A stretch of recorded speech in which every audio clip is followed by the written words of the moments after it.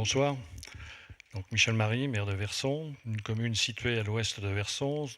Vous la traversez peut-être en direction de la Bretagne. Donc la commune est coupée en deux par l'A84, l'autoroute qui va vers la Bretagne. Alors moi, je ne vais pas vous faire une présentation détaillée de notre écoquartier, comme nos amis viennent de le faire à l'instant. Je vais simplement vous rendre compte c'est un retour d'expérience de la création d'un écoquartier sur notre collectivité. Je vous propose, pour commencer, peut-être aussi de vous situer, de vous donner quelques chiffres concernant notre commune. Sa superficie est de 1000 hectares, 3700 habitants actuellement, mais nous perdons des habitants.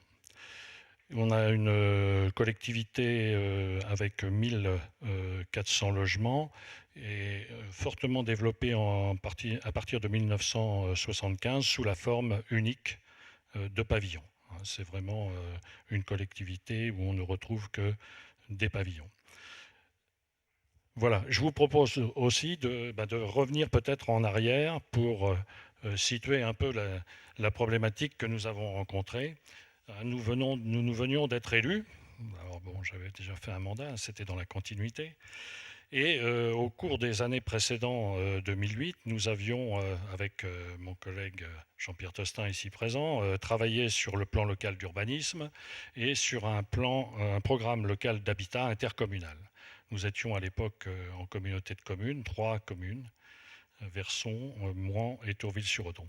Nous avions par ailleurs, l'un et l'autre, mais aussi avec d'autres collègues, participé aux discussions autour du schéma de cohérence de Caen Métropole, donc à l'échelle de 150 communes. Nous avions réalisé aussi, au cours du mandat précédent, ce que nous avions appelé une opération centralité. Elle consistait à essayer de créer un réel centre-ville dans notre commune, donc je le rappelle, de 3700 habitants, sachant que c'était un village-rue et qu'il était très difficile d'identifier où pouvait se situer le centre. Donc là, on a travaillé sur la mutation d'un terrain qui était communal à un stade. Ça a été une expérience qui nous a fait prendre conscience de la densité. Nous sommes passés là de 15 au mieux logements à l'hectare à 48, d'une part, et d'autre part, on a beaucoup travaillé sur la dynamisation d'un commerce de proximité. Dans le même temps, on s'intéressait bien sûr aux orientations du Grenelle de l'environnement, le développement durable, c'était un sujet constant, et notamment par rapport à notre programme des élections de 2008, la consommation d'espace, la densité, et on sentait poindre à cette époque-là donc ce concept d'écoquartier. Nous avons donc été amenés à avoir un certain nombre de motivations pour entrer dans une urbanisation que l'on qualifierait de relativement importante à l'échelle de notre collectivité. Mais les motivations, elles étaient là. C'était le maintien de l'attractivité de notre commune, puisque le PLH faisait apparaître que si nous ne construisions pas 9 logements par an, nous allions perdre des habitants. Et c'est ce qui s'est passé. Nous voulions aussi conserver le dynamisme économique et associatif. Je rappelle qu'on s'était développé aussi considérablement sur le plan économique à partir de 1990 et que nous avons créé plus de 2000 emplois. La loi SRU nous faisait par ailleurs obligation de réduire le déficit de logements sociaux. Il n'y avait pas de volonté de ne pas faire de logement social, nous en avions fait, mais le législateur ayant souhaité qu'à partir de 3500 habitants, donc il y ait 20% de logements sociaux dans une collectivité située dans un périmètre de moins de 15 km et pour une ville de 50 000 habitants, ville centrale. Donc nous étions assujettis à cette règle, de même que Bretteville-sur-Odon, si vous connaissez cet environnement ouest. Donc volonté municipale à cette époque-là, 2008, de répondre à ce déficit. Et par ailleurs, au vu de ce qui s'était passé antérieurement, la volonté de maîtriser le développement urbain avec une vision globale. Je vous ai dit tout à l'heure, on était dans un développement qui était traditionnellement du pavillon, c'est-à-dire qu'on a juxtaposé des lotissements les uns à côté des autres, mais avec certaines difficultés de cohabitation, voire éventuellement de partage des espaces publics et quelquefois même des murs pour éviter que l'on passe d'un côté ou de l'autre du lotissement. Donc nous voulions essayer d'avoir le plus longtemps possible dans l'opération cette maîtrise qui nous permettrait donc d'imposer une vie dans la collectivité. On a identifié nos enjeux initiaux et de manière globale. Compte tenu du site sur lequel donc, le projet d'urbanisation se situait, il y avait une volonté forte de valoriser, c'est-à-dire de ne pas détruire, garder tous les chemins creux, les sentiers existants. Ensuite, offrir une mixité sociale et fonctionnelle. On a travaillé pour cela sur un périmètre d'études qui était largement supérieur au périmètre opérationnel. Ensuite, utiliser des modes de déplacement doux, on commençait à l'évoquer, nous sommes en 2008, et limiter l'impact de l'automobile. Depuis, nous avons intégré Camp la Mer, et j'espère qu'on aura un transport collectif particulièrement efficient. Nous voulions aussi sortir de la forme traditionnelle dense et venir vers des formes donc urbaines denses au niveau de l'habitat, sachant que dans notre première expérience passée, on avait changé là un peu les règles du jeu avec nos 48 logements qui étaient construits sur l'ancien stade, où on était sorti des formes dites traditionnelles. Et puis par ailleurs, là, retour d'expérience aussi, nous voulions une gestion durable de l'eau, car à chaque crue, notre collectivité étant avec une grande pente, le Don avait de fortes variations, le Don étant la rivière locale, de fortes variations de niveau et souvent se retrouver encombré. Par ailleurs, et là avec l'aide des habitants, compte tenu du tri qui était effectué et de l'apport volontaire en déchetterie, nous voulions aussi assurer donc une gestion des déchets à l'intérieur de notre écoquartier. Alors je me propose là donc de vous situer un petit peu les différentes étapes donc, qui ont conduit à la création de cet écoquartier. 2008, nous venions donc de fixer les objectifs. On a mis en place un comité de pilotage, principalement d'élus à ce moment-là, avec l'appui d'un conseil qui était la DDE. Mais les motivations passées, les objectifs annoncés, il fallait avancer. Et très vite, une collectivité comme la nôtre, qui n'a pas de service important en matière d'urbanisme, un maire adjoint qui a quelques compétences quand même, mais ça n'était pas suffisant. Il a fallu aller rechercher des compétences. Et pour cela, nous avons fait appel de nouveau à la DDE, et nous avons recherché la forme administrative qui nous permettrait d'avancer. On a opté pour le marché de définition en ayant pour objectif final donc le choix du parti d'aménagement sur l'ensemble de l'espace. Je ne l'ai pas signalé, mais c'est 40 hectares. Pour cela, donc, nous avons lancé un appel à candidature, 26 propositions reçues. On a auditionné 6 équipes composées d'architectes, d'urbanisme, de paysagistes. Nous avons sélectionné 3 équipes. Nous avions décidé de rémunérer chacune de ces 3 équipes, mais pendant les auditions de ces 3 équipes ultérieures, elles étaient quelquefois individuelles, quelquefois collectives. On a permis donc de mieux connaître tous notre paysage, sa richesse. On a eu là donc un enrichissement commun. À l'issue donc de la présentation par les 3 équipes des projets, c'est l'atelier Philippe Medec donc, qui a été retenu, sa proposition, et c'est celle que l'on va mettre en œuvre, donc que l'on met en œuvre maintenant puisqu'on est rentré dans une phase opérationnelle. Nous étions en 2008, je vous donne quelques points de repère aussi. 2009, il a fallu faire les levées topo, l'état parcellaire. Nous avions déjà une bonne connaissance de cet état puisque nous possédions nous-mêmes une réserve foncière non négligeable d'environ 8 hectares sur les 20 qui devaient être urbanisés. On a défini notre dossier de programmation avec l'atelier Philippe Madec. Les études se sont enchaînées, études géotechniques. Étude d'impact, diagnostic archéologique, qui nous a conduit, et vous le verrez sur la plaquette, à découvrir que eh bien, les premiers Verconnais que nous imaginions être là au Moyen-Âge étaient là depuis bien plus longtemps, puisqu'on parle de 7000 ans avant Jésus-Christ.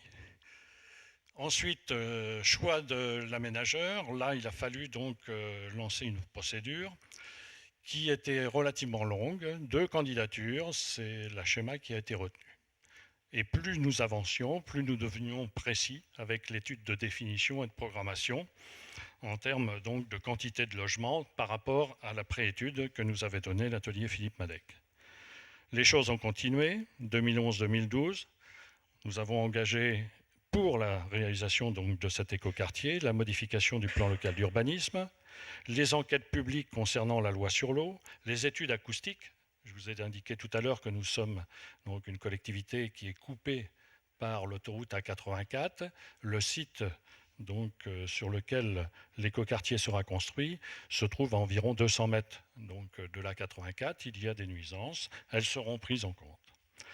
Le dossier de ZAC a été réalisé. Il a fallu passer, et ça a été le travail donc sur 2012-2013, au cahier de prescription et de recommandation.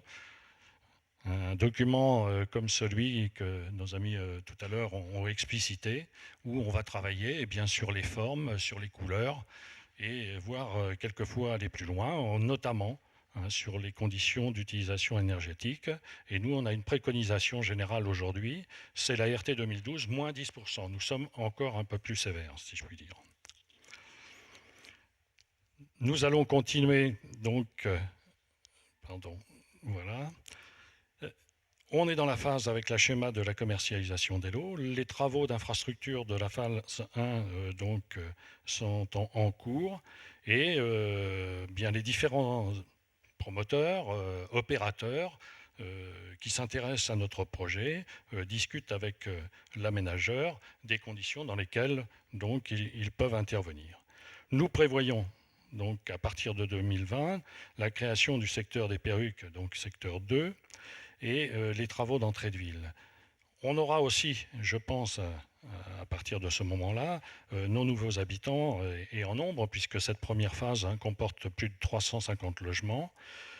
On pense que là, il sera nécessaire donc d'en avoir un accueil, des échanges, une concertation avec ces nouveaux habitants, un nouveau retour d'expérience pour actualiser et adapter le projet pour la deuxième partie. Voilà globalement présenté le parti d'aménagement et la zone concernée. Alors je ne sais pas si ça vous parle beaucoup. Vous avez l'ancienne route de Bretagne donc, qui est sur la gauche, l'autoroute est sur la droite, ici. Et donc le secteur actuellement donc, avec un Talweg se situe directement sur la droite. L'allure générale donc, de ce futur écoquartier, secteur Saint-Martin, secteur des Perruques. À droite, vous avez Caen ou Bretteville-sur-Odon, partie haute, l'autoroute, l'ancienne route de Bretagne ici, qui rentre donc dans Versant. Le secteur dit Saint-Martin se situe par rapport au centre-ville à environ 300 mètres. Et au plus éloigné, donc là-haut, à 450-500 mètres. Pour la partie donc secteur des Perruques et par rapport à la rue du Général Leclerc, donc l'ancienne route de Bretagne, nous sommes à environ 300 mètres. La collectivité accompagne toujours le projet et nous faisons actuellement l'acquisition de l'ensemble du Talweg. Alors donc c'est un creux très marqué, donc ici qui va séparer les deux quartiers, le secteur Saint-Martin et le secteur Perruque. Mais bien sûr, ce sont des espaces qui seront au service de l'ensemble des habitants qui vont venir de part et d'autre. Alors je ne vais pas vous décliner l'ensemble des différentes parties de chaque quartier. Sachez qu'on travaille sur la base de macro-lots avec des promoteurs ou tout simplement des bailleurs sociaux. On a notre déficit en logements sociaux à combler. Et chaque opérateur présente son projet. Ce projet est passé entre les mains de notre conseil, donc l'atelier Philippe Madec, qui va orienter sur le plan architectural, sur le plan aussi peut-être des couleurs, des matériaux, des formes, donc l'ensemble de cette étude. On a actuellement 4 à 5 projets, donc 5 macrolots qui ont été étudiés. Et on peut penser qu'avant la fin de l'année, nous aurons au moins 2 permis de construire pour environ une centaine de logements, 2 fois 50 à peu près, et que sur l'année de 2014, on pourrait voir l'ensemble du secteur Saint-Martin, dans sa partie haute tout du moins, donc avec des opérateurs ayant donc satisfait à l'ensemble du cahier des charges et de clauses. Voilà donc cet écoquartier.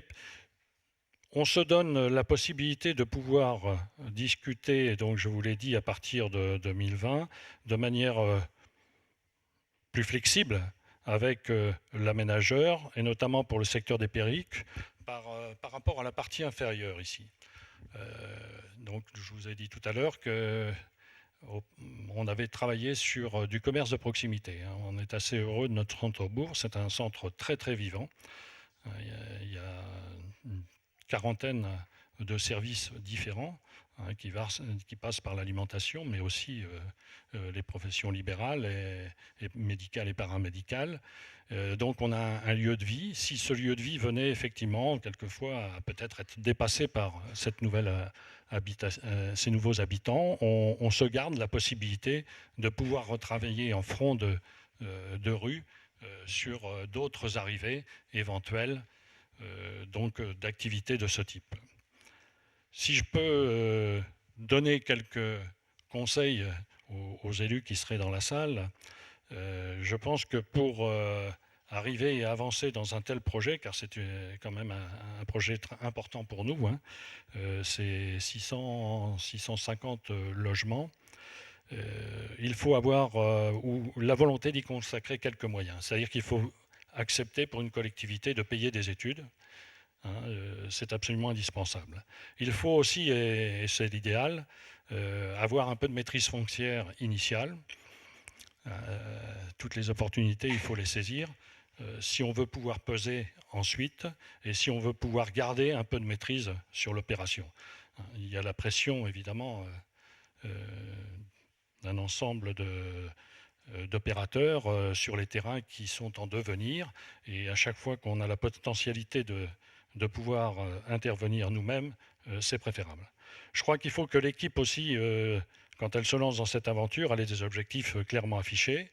Et si la constitution du comité de pilotage est indispensable, il faut aussi une implication des élus qui soit permanente. C'est un dossier que nous menons donc depuis 2008, je vous l'ai dit, à raison depuis 2 ans d'une réunion par mois avec donc l'aménageur. Et il faut de l'assiduité. Au niveau de notre population, il ne faudra pas essayer de travailler seul. Nous, on a travaillé avec elle en ayant des efforts de sensibilisation et de concertation. Ça nous a amené en lien avec le service culturel. On a un espace culturel où passent chaque semaine environ 3000 personnes. Donc là, on a fait un effort de sensibilisation, on a organisé des événements autour donc, du développement durable.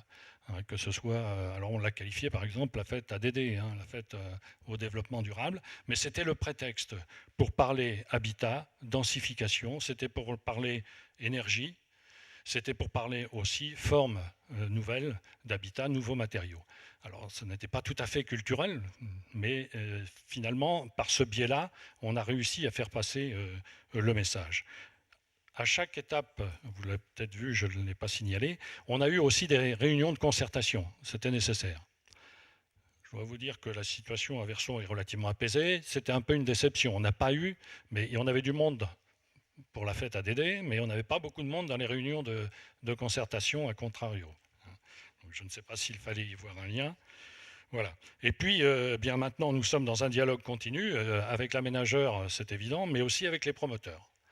C'est-à-dire qu'on a des objectifs, on veut s'y tenir, on connaît notre collectivité, on connaît l'ambiance dans notre collectivité, on connaît aussi l'objectif que l'on souhaite atteindre. C'est jamais facile, il y a des niveaux d'exigence, il y a aussi les réalités économiques, mais je crois que c'est indispensable de se tenir quand même sur les objectifs initiaux. Enfin, je voulais signaler, je pense qu'il faudra à un moment qu'on ait certes un peu plus de flexibilité, il faudra peut-être refaire, pas une révision de projet, mais revoir dans la deuxième partie d'avancement comment nous allons procéder, comment nous allons revoir notre copie au vu du retour d'expérience. Voilà, je vous remercie. Merci, merci Monsieur le maire.